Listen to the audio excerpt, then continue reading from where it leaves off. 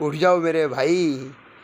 चाहे फिर कोई भी क्रिया पकड़ लो, जप करो कि तप करो, लेकिन कैसे भी करके सबसे पहला काम अपने मन को साफ करो। मन निर्मल होवे शंका दूरे। हमारे महाराज जी मुझे एक संत के पास मिलवाने ले गए थे, वहाँ सौराष्ट्र में। तो बराबर की एज के थे वो सज्जन। तो अच्छा प्रयास कर रहे होंगे वो ध्यान के बारे में। मैं ये नहीं कहूँगा कि वो कोई गलत प्रयास कर रहे होंगे, लेकिन मेरे मित्र को मैं इतना ही कहना चाहूँगा, भाई पहला काम तो स्वाध्याय है। पहले तो मन को निर्मल करो। मन निर्मल होवे शंका दूरे।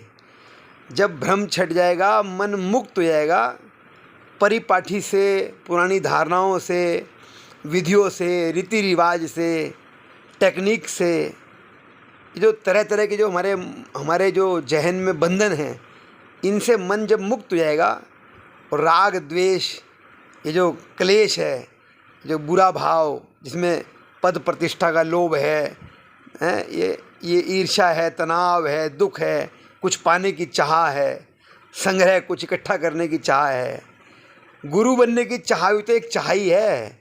4 चेले पालना, गुरु बनना, या लोगों से सुनना कि भाई बहुत तगड़ा काम कर रहे हैं, ना सर ना। इसलिए कहा कि मेरे मित्र पहले मन निर्मल होवे शंका दूरे।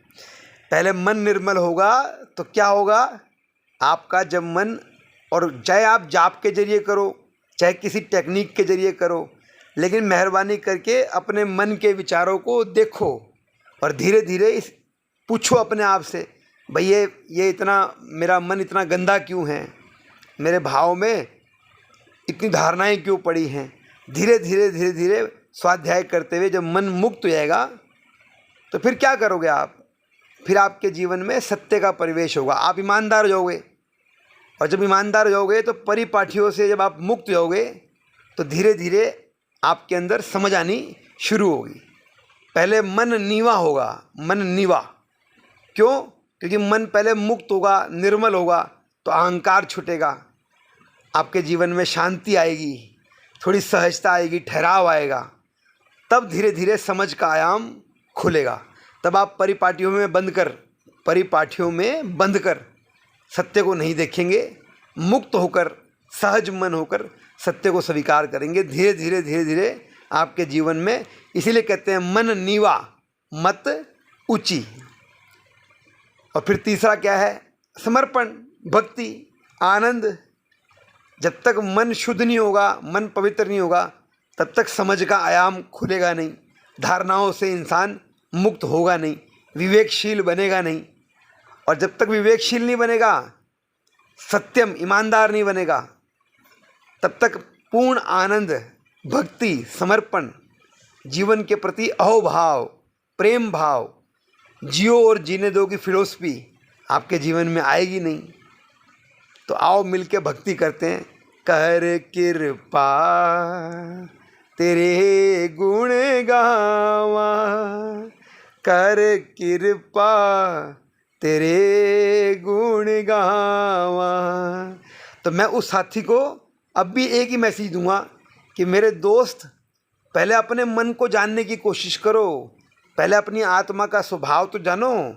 मन से मुक्त होगे तो अपनी आत्मा में स्थिरता आएगी, सहजता आएगी, आत्मा का एक जो ठहराव है, जो स्वभाव है वो आएगा। फिर पूरे ब्रह्मांड को जान लेना। फिर किसी टेक्निक के जरिए, किसी विधि के जरिए एकाग्र होकर जो शक्ति आपको पानी हो, आपको जानना हो, वो जान लेना। ईश्वर तो अनंत है, लेकिन पहले खुद को तो जान लो। पहले खुद को जानकर बंधनों से मुक्त जाओ, इस परिपाठी को तोड़ दो, और फिर मेरे प्रभु के गुण गाओ। कर कृपा तेरे गुण गावा, कर कृपा तेरे गुण गावा, कर कृपा तेरे गुण गावा, कर कृपा तेरे गुण गावा। और अंतिम में एक ही बात कहूँगा, अगर आपने अपने मन पर पहले काम ना किया, झाड़ू ना मारी अपने घर में, पहले अपनी गंदगी साफ ना करी तो मेरे भाई पूर्ण सत्य से चूक जाओगे।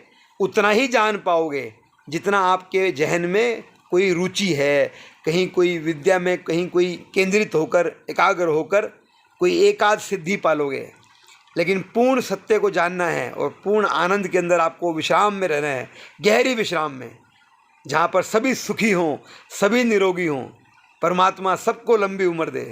कोई पंथ नहीं, कोई परिपाठी नहीं, कोई संप्रदाय नहीं, कोई धर्म विशेष नहीं, एक ही तो धर्म है, जियो और जीने दो। वाह वाह भाई, वाह वाह भाई वाह।